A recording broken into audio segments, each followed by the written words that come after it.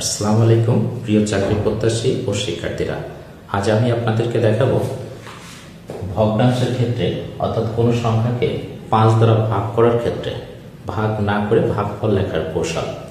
তো খেয়াল করে আমি লিখেছি 24/5।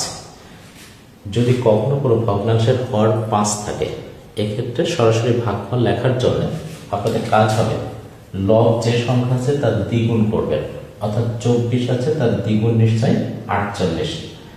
সংখ্যাটি দ্বিগুণ করার পর তার এককের অঙ্কের আগে দশমিক বসাই দিবেন, এটি হবে তার প্রকৃত ভাগফল।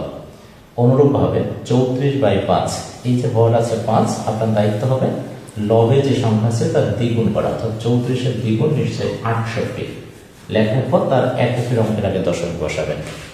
অনুরূপভাবে 12/5, নিশ্চয় 12 দ্বিগুণ করবেন 24 আর তার এককের অঙ্কের আগে দশমিক বসাবেন।